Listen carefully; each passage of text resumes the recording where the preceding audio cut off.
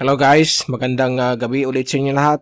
Ito si Mike Padua at nakatulad tayo sa pinaka-latest coverage ng Super Typhoon Nando with international name Ragasa. At meron pa tayong dinagdag, low pressure area 92W.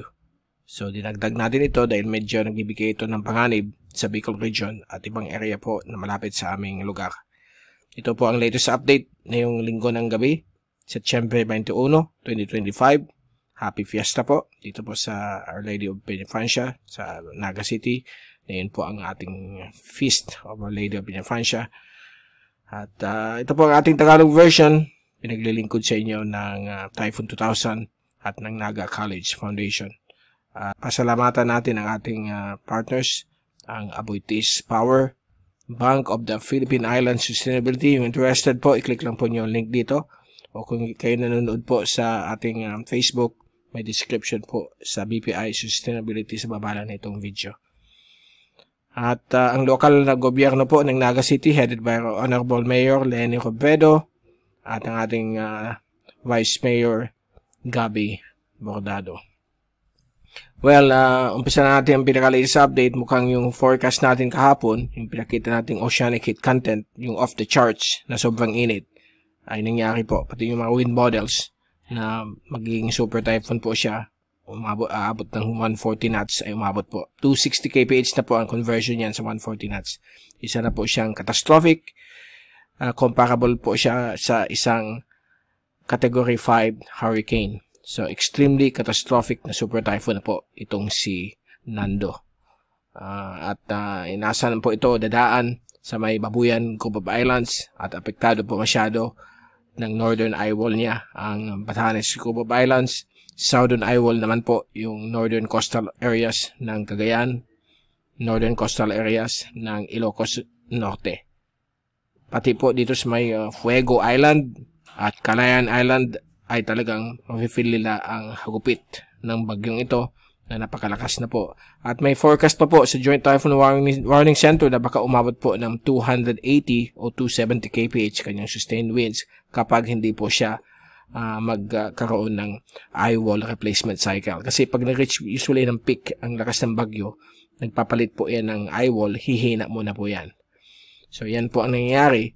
Ang eye wall replacement cycle, ang possible po, paglampas niya ng Balentang Channel, palabas na ng PAR, saka siya hihina. At tuluyan ng hihina dahil medyo hindi po masyadong mainit ang oceanic heat content dito sa may South China Sea, West Philippine Sea area. So ito po yung fast animation mula sa cyclonicwx.com at nakita ninyo itong eye na ito. A sign po na talagang super bagyo po siya. At nagsimula na po ang habagat dito sa may Mindoro, Palawan, Calamian, western sections of Panay, sa may Negros, at may mga ilan-ilan na rin mga ulan, up to 20 mm ang bumagsak po dito sa ating mga weather stations sa Naga dahil po sa mga thunderstorms. At bukas patuloy pa rin po yan, may mga on and off rainfall, mga thunderstorms na ma-feel natin dito po sa lugar ng Naga. Itong maliit na bagyong ito, isa rin po yung almost a super typhoon, si Typhoon Yuguri. Hindi naman po yung pupunta ng Pilipinas. Ito po ay tatahak patungo po sa karagatan silangan ng Japan. Ang medyo problemado tayo na yon, ito pong isang low pressure dito sa may southeast of Palau. No, southeast of Yap. Ito palang Palau, east of Palau. Yan po si LPA 92W. Ang kanyang tracking, based sa European model, ay Kabikulan po. At Southern Tagalog provinces. At kahapon, yung American model, isang tropical storm siya pagdaan sa atin. Pero dito po sa latest na yun, sa European model, nagpalit yata sila. Yung American model, lalaho siya, hihina, magiging shallow LPA. Ito naman po sa European model, na pinaka-trusted pa naman natin ito, ay mukhang magiging tropical depression at tropical storm dito sa atin, sa Bicol.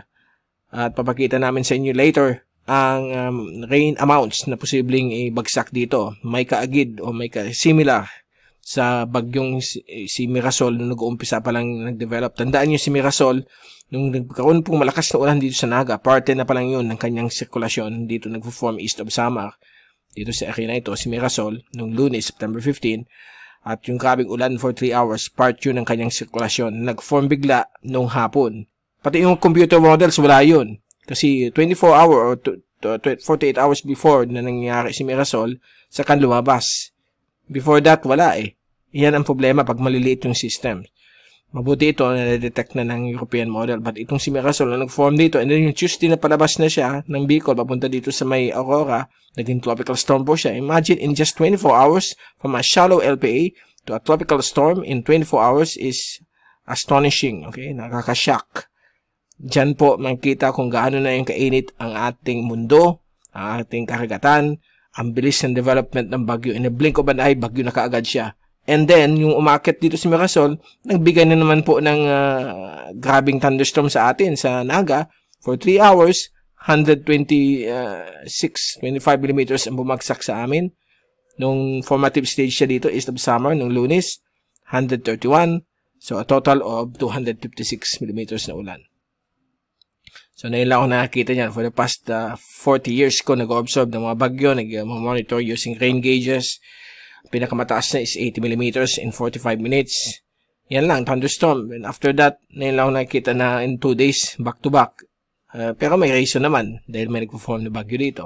But imagine kung gaano kalakas, kabigat na yun mga ulan kahit a single thunderstorm. Kaya yung mga low-lying areas biglang nababaha kaagad. So babantayan natin itong panibagong system. So all eyes tayo. Puntahan muna natin ang latest nitong si Nando. Kita nyo, impressive po ang kanyang sirkulasyon.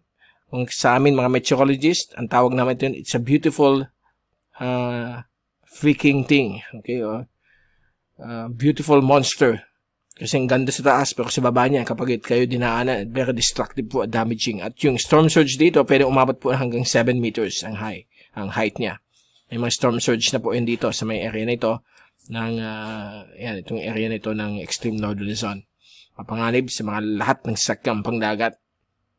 May mga signal number 3 na pati dyan sa area na yan. Dito naman sa baba, yan po ang habagat. Nagpa-marching na po, pupunta sa may western section sa Luzon. So, itong area po ng kamay nila, expect po ang mga pag-ulan na posibleng magbaha, 50 to 100 millimeters simula bukas hanggang Martes, Miyerkules, unti-unti na siyang hina yung mga ulan dahil sa bagat. At ito po yung ating infrared satellite animation mula sa historywave.com. Kitang-kita ninyo kung gaano ka-impressive ang kanyang circulation. 1,000 kilometers across ang kanyang diameter. Yung winds niya, 950 kilometers across, yung diameter ng 55 kph na hangin. Pangtidi na hangin po yan. Okay? So, yan po. Meron na naman pong panibago ng form dito. Ito po yung mga thunderstorms na pupunta dito sa area nito bukas habang papunta dito sa may Calayan Island. Itong bagyong si Nando. Ito po yung track natin kanina, 11 a.m. So, dadaan po siya dito between 12 to 5 p.m. sa may Balintang Channel. Passing over or very close sa Babuyan group of islands, and dito sa may area po ng Calayan at Fuego Island ay affected po nitong bagyo ito. At itong areas na ito magkakaroon po ng winds of more than 100 kph, malapit po sa mata, more than 130, at pwede umabot po ng lampas 200 kph ang bugso ng hangin. Itong area po ng Northern Luzon ay pagkakaroon po ng bugso ng hangin ng 75 to 100 kph kapag nasa inner rain bands po kayo ng bagyong ito simula bukas. So, isang araw lang yung grabing ulan dyan sa area ng extreme Northern Luzon. So, ito po yung zoom para makita niyo kung saan dadaan. So, abot na abot po ang Batan at Sabtang Islands ng Batanes. Basco affected. Itbayat din. May more than 100 kph. More than 130 dito ang bugso. At itong area po ng Babuyan Group and Calayan at Fuego Island ang makaka-experience po ng more than 130 kph na bugso ng hangin. Extremely dangerous na po yan. At dito rin po sa may northern sections po ng Ilocos Norte, northern sections po ng Kalinga, Apayao, at northern Cagayan. May mga kaibigan po tayong mga storm chasers, si James Reynolds at si Josh Morgerman. Nandyan po sila na yun. They've flew from Japan, and yung si Josh galing sa California, pumunta dito para i-chase lang nila. Yan ang trabaho nila. They sell it to TV stations, video productions. So, ganun po sila, ganun ang work nila. Very dangerous, risky, but that's how passionate they are, okay? Ito yung ating multi-tracks, lahat ng Asian agencies in 24 hours. Actually, 20 hours na lang po from now. Ay, dyan po siya magla-landfall sa may Babuyan, Cubab Islands. Ang lakas na yun ng JTWC dahil 1 minute average, 260 kph, category 5. The rest, nasa 215 to 20 sa Hong Kong, 215 sa Beijing, Taiwan, 195, Pag-asa in Japan, 185, 10-minute average. Mababa lang masyado itong Korea. Kailangan i-update nila yan kasi super typhoon na yan. Kitang-kita naman po sa mata. Okay? So, yan po ang tracking. I-refresh daw natin kung pasok na dito ang Pag-asa. Yan, pasok na. Dito rin yung lugar nila, 24 hours. Hindi pa rin nagbabago yung wind speed. So, mag-ingat po kayong lahat dyan. So, ang Pag-asa, super typhoon na rin, dahil 185 kph pataas ang kanilang classification. Ito ang wind signal, nagdagdag silang number 3 sa may area po ng Santa Ana, Cagayan, at Babuyan Islands, at Batanes, sa wind signal number 3, meaning yung hangin po mula 95 to 120 km per hour ang inasahan po dito kapag signal number 3. Okay? Signal number 2, yung wind speed po of 63 or 65 up to 93 km per hour expected. So, basahin na lang po ninyo mga areas po dito na signal number 1, 2, and 3. So, mag-ingat po kayong lahat dyan sa gitna at hilagang Luzon sa pagdaan po ng super bagyo na si Nando. Ito po ang multi-model diagnostic comparison, intensity forecast, umakyat at posibleng umabot po sa 270 to 80 ang possible forecast wind speeds. At ang kanyang wind shear product, napakababa po ang wind shear, yung upper level winds, kaya tuloy-tuloy po ang kanyang pag-intensify. And si surface temperature, nasa 28 to 29 hanggang 30 degrees. Relative humidity, napakataas, kaya malaki ang weather system. Pati yung MJO, kasi nasa wet phase tayo ng MJO, kaya nag-trigger po na lumaki masyado itong weather system na ito. At ito ang pinaka-culprit, itong tropical cyclone heat potential o oceanic heat content. Ito yung sinabi ko kahapon, pag dumaan po siya dito, at this time, nandito na po siya, refresh natin kung may bago.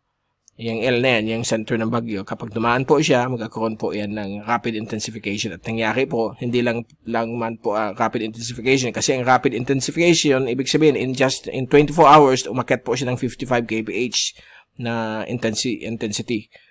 Tumaas ng 55 kph ang nalagdag.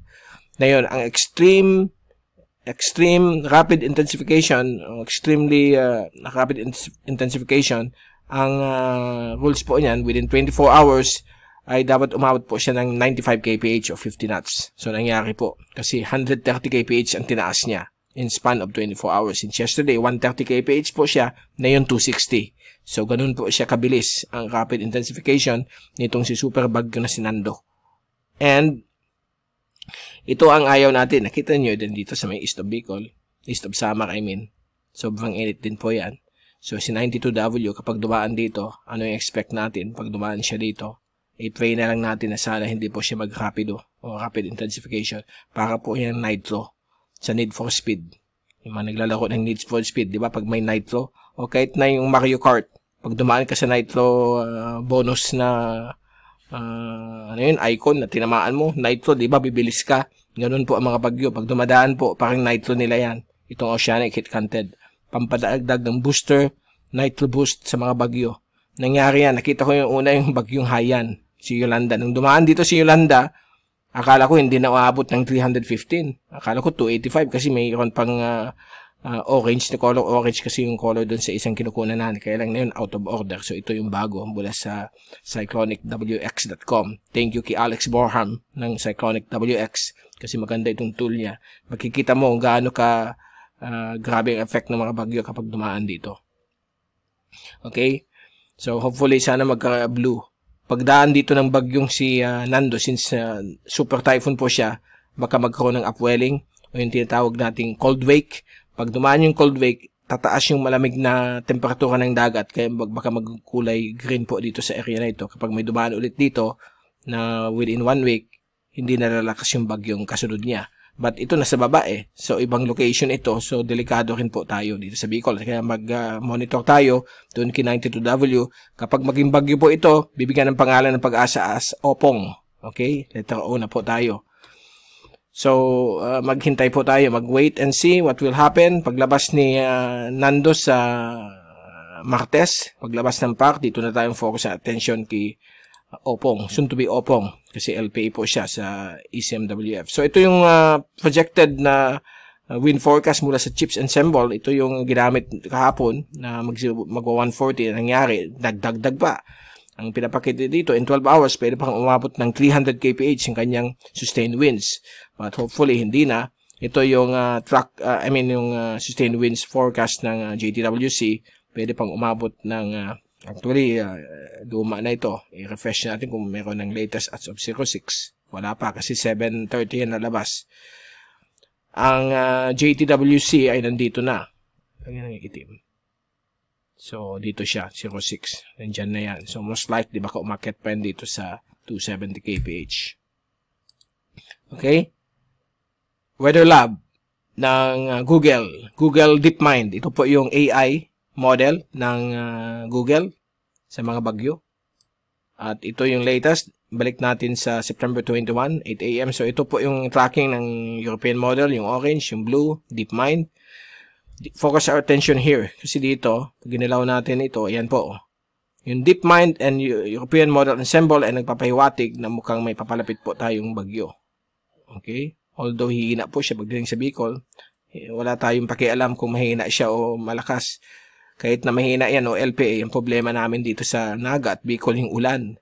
Konting ulan lang, kahit 3 hours of 100 mm, bahang-baha po ang mga kababayan nating kakaawa sa Naga City. Okay? Dahil po sa mga, alam na ninyo what is happening na yon sa ating political scene ng ating bansa. Sana magbago po. Ayoko na mag-discuss dyan dahil na scientific line tayo. Sana ako ay support talagang radical change. Dapat talagang matulungan ang ating kababayan. Kasi kung ganito tayo kalinis ang ating bansa, maganda sana ang ating nasyon. Okay? In 1950s, ang galing-galing ng Pilipinas. So, I still hope for the best. And then, ito po yung ensemble ng European model. At nakita nyo dito, ito yung ensemble ni LPA 92W. Ano nakikita natin dito? May mga pula-pula, orange-orange na plotting ng ensemble. Ibig sabihin, baka may umabot pang typhoon, no? Typhoon strength o severe tropical storm. Dahil nga sa oceanic heat content na sobrang init, baka mag-rapido intensifikasyones siya. Okay, so yan, babantayan natin. Ito naman po yung si bagyong Newgory. Pero wala na po yan. Akit yan, mag-record. So, wait and see. Ito yung ensemble mula sa weathernerds.org. European model. Nadaan malapit sa Bicol. Catanduanes, Camarines Sur. And then ito naman po yung American model. So, although kumukunti dito yung kulay, ang problema dito, ito. Sana hindi mangyari. That's all hope and pray. So, ayan po. Ito yung culprit na banibantayan natin. Si 98W. May naalala akong bagyo noon. Ayaw ko naman mag-scare sa inyo. But way back in 1998, nagsisimula pa lang ako sa Typhoon 2000. May bagyong ganito rin kalakas si Ilyang. Si Ilyang dumaan po dito. Tumama dito sa may Palanan Bay, lumabas dito. Meron kasunod na sabog din kasi nangyari yung dry air dito nasisira dito, nagkakaroon ng wind shear. Yung sabog dito na bagyo naging loleng. Si Bob stationary dito. Sirang-sira siya. Then after 3 days biglang nag-rapido intensifikasyones dahil po dito sa sobrang init po ng dagat dito. Pasensya na sa Espanyol na ginagamit ko. Rapid intensification dahil po sobrang init ng oceanic heat content. Si Loleng, naging famous po yan dahil po 2 araw, inulan ng Naga at Camarines Sur, bumaha. Up to 500 mm na ulan ang binagsak po dito sa Naga. At bahang-baha po ang Bicol River dahil sa bagyong si Loleng. Grabe, damage ang Catanduanes kasi 250 kph po ang record na hangin. Yung mata dumaan po sa buong island ng Catanduanes under calm condition for 6 hours from 8 PM to 2 AM. Doon dumaan yung bagyong si Loleng. At yan, nagkaroon ng Buti humina na lang siya, pero yung ulan, grabe pong epekto. Hopefully, hindi maging ganito. Kasi yung si Milenyo, September 26, mag-anniversary na ng bagyong, mag-anniversary na po ng bagyong si Milenyo. September 26 din yun, 2006. Nag-rapid intensification dito sa may east of Bicol, east of Samar. So, yan po ang mga kwento lang ng mga na-experience natin in the past sa pag-monitor natin ng mga bagyo. Even nung panahon nag-umpisa pa ang internet. So, ito yung ang European model, yung final track. Ayan po. Ito yung tropical depression na posibleng dumaan po sa Bicol. Ayan, dadaan po siya ng Catanduanes and Camarines provinces sa gabi ng Friday, September 26. 1,004 MB, tropical depression po yan. Pwede siya maging tropical storm. It depends. Sometimes, conservative values lang ito. In reality, masyadong malakas siya. Tulad itong bagyo na yun. 938. Although nagmamatch naman po yung tinatawag nating atmospheric pressure. So, yan po si bagyong si Nando. Punta natin na ating rainfall accumulation for 24 hours. So, kita ninyo, for the next 24 hours, lalo na po bukas, Monday, ayan na po ang grabing ulan na dala ng bagyong si Nando. In-estimate po natin dito, aabot po ng up to 400 mm yung ulan. Kasi ito, mga conservative lang ito. Pwedeng 500 mm. Depende sa speed niya. Kung mabilis masyado, makapasok na sa 200 to 400 mm ang ulan. So, ang CAR, Baguio, Ilocos Region, Cagayan Valley ay makaka-experience po ng grabing ulan for one day. Bukas lang po, Monday, kasi mabilis naman yung takbo. But itong area po ng habagat, western sections ng Central Luzon, western Pangasinan, Zambales, Bataan, Metro Manila, Calabarzon, Mindoro, lalo na yung Occidental Mindoro, Sablayan, okay, Mamburao kasama po. So, makaka-experience po kayo ng ulan ng habagat simula na yung gabi hanggang Miyerkules. Although sa Miyerkules, hina na po siya. Yan ang bago. So, hanggang Tuesday. Monday o Tuesday ang pinaka-bulk ng mga ulan dito sa area ninyo. So, pwede umabot po ng 50 to 100 mm sa mga ulan. May ibang segments po na pwede more than 100 mm. Depende sa bigat po ng mga thunderstorms dala nitong habagat na pinapaibayo nitong malaking bagyong si Nando. Now, nakita niyo itong ulap na ito. Yan na yung nakakatakot dito sa Bicol. Kasi, pag i-move natin ito, yan na po yung LPA 92W na posible maging opong. At ito, pagdating po ng Thursday, papalapit na po sa Bicol at magpapuulan po sa amin sa 26, which is Friday, September 26. Tinignan ko yung 6-hourly rain. Yeah, baba natin 6 hours. Yan po yung ulan for 6 hours.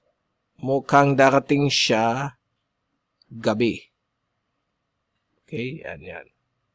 Ayan, although, panandalian lamang. Sana panandalian lamang po ito kasi pag total mo po ito, 24 hours, nasa 50 to 100 mm po ang ulan. Pero yung 6 hours, buti hindi masyado. So, distributed itong ulan na ito for one day. Hindi naman ito magkakaroon ng severe flooding. But it depends. Depende kasi. Minsan ganito lang. Pero in reality, grabe. So, it's just a forecast model. So, hopefully, magbago pa. With 5 days to go, 50% po ang probability nito. Pwede po mag-change. So, we will keep you updated in the coming days. So, everyday naman ang ating special coverage since nandiyan pa si Nando.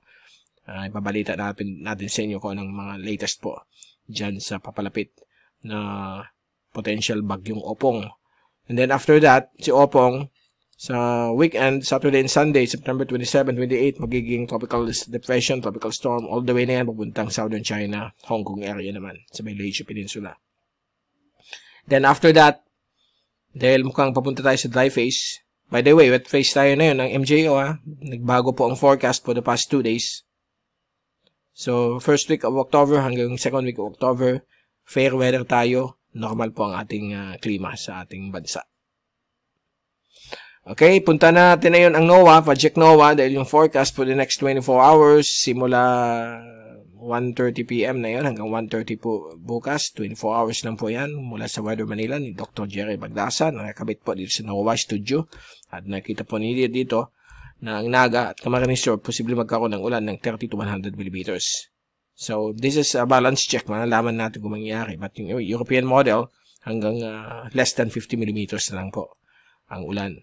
Pero dito po sa Northern Luzon, may mga ibang areas na pwedeng umabot po ng 200 to 400 millimeters. So, yan po yung mga ulan. Meron nga dito, itong itim. So, lampas 400 millimeters. Dahil po yan sa sirkulasyon ng bagyong si Nando. At dito rin po sa area po ng Occidental Mindoro, 100 to 200 millimeters na ulan. Metro Manila, yan, nasa 30 to 100 millimeters. Bataan, 140 to 200 millimeters. So, yan po ang mula sa Project NOAA. NOAA.up.edu.ph, yung kanilang rain forecast courtesy of Weather Manila of Dr. Jerry Magtasa. And kudos to Sir or Dr.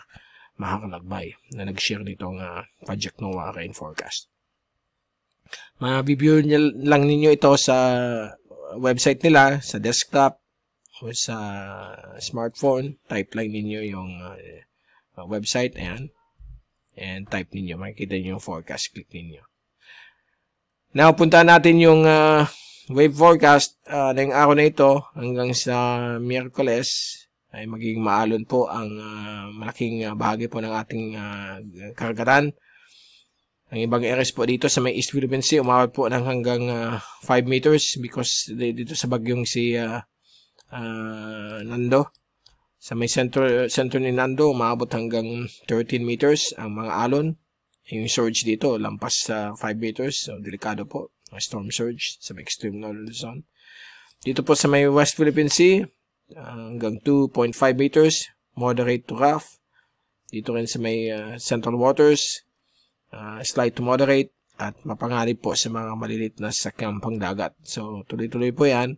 Dahil po pagdating ng Martes, September 23 and 24, mas maalo na po dito sa may West Philippine Sea dahil sa bagat.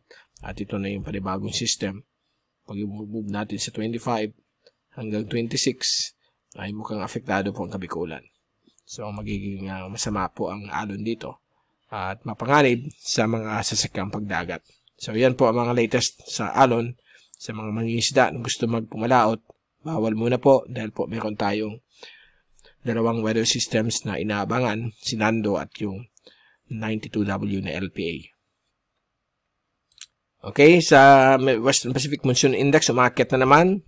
Galing dito, akyat siya dahil po sa bagyong Ompong at yung habagat na iniila niya. Kaya umakyat yung monsoon index. But for the next few days, ito po ay inaasahan pong bababa dahil pawala na po ang hanging habagat.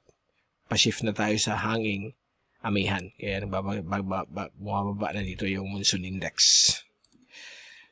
Sa MJO, latest mula sa Bureau of Meteorology of Australia. Dito muna tayo. Hindi natin muna pansinin yung ECMWF at American model, medyo magulo. Ito, medyo clear ang pinapakita. Itong initial nila nung September 19. And for the next 1 week, itong September 24, papunta sa wet phase po ang area ng Pilipinas. Kasi sabi ko, ang Pilipinas ay nandito. Pasok po. Kasi ito yung area ng Northern Luzon. Yan po yung bagyong si Nando at yung habagat. So, nandyan siya. Then, September 29, unti-unting babalik na paalis sa Western Pacific kasi may dadaan pang isang maliit, si soon-to-be Opong or LPA 92W. And then, October 4 hanggang October 19, nandito siya sa may Western Hemisphere Africa area and Indian Ocean. So, dahil kung nandyan yung wet phase, dry phase tayo, walang mga developments, konti, baka may mga micro, mga midgets, mga systems. But generally, fair weather tayo na may mga isolated thunderstorms sa hapon ng gabi. Hopefully, ganun ang mangyari. Kasi ang next wave ng wet phase niyan, sa nakikita natin sa galaw nito, last week na naman po yan ng October. Let's hope and pray na hindi tayo tamaan ng mga weather system. Ito ang pinaka-crucial. October, November, December. Dahil dyan po lumalabas itong mga monsters. Inuna na ni itong super typhoon na si Nando. Let's hope, paket lahat. Mag-pray tayo na maraming cold front sa taas para hilahin siya pataas, masirain yung mga high pressure para tumaas itong mga weather systems nito. At magkakaroon pa tayo ng slight La Nina. Pag may slight La Nina, usually mga formation na sa West Philippine Sea, sa may Vietnam, sa may Southern China, doon sila papunta. West of Palawan, west of Luzon. Hopefully sana maging ganyan. Pero ang problema kasi pag may slight La Nina, ay baka may mga grabing ulan na pwedeng ma-experience natin. Hindi lang po galing sa bagyo, but sa amihan, sa shear line, sa frontal system, sa easterlies, low pressure areas. Ayan. So, kailangan maging handa po tayo. At dyan muna natin tatapusin ang ating update. Balik ulit tayo bukas sa special coverage ng bagyong si Nando at yung papalapit na LPA 92W. Mula sa Typhoon 2000, ito si Mike Padong papaalam. Mag-ingat po kayong lahat yan, especially sa Northern Luzon, sa may Batanes. Prepare na po, hunker down, dahil papalapit na po yung bagyo. Mamayang early morning hanggang the whole day of Monday, September 22, may feel na nyo po ang hagupit ng bagyong si Nando. Take all necessary precautions. Sana po, zero casualty. At let's ride on this powerful system. And kita-kits ulit tayo bukas sa another update. Be hashtag WeatherWiser, hashtag TyphoonWiser. Maraming salamat sa inyong pagpanood. At God bless po sa inyong lahat.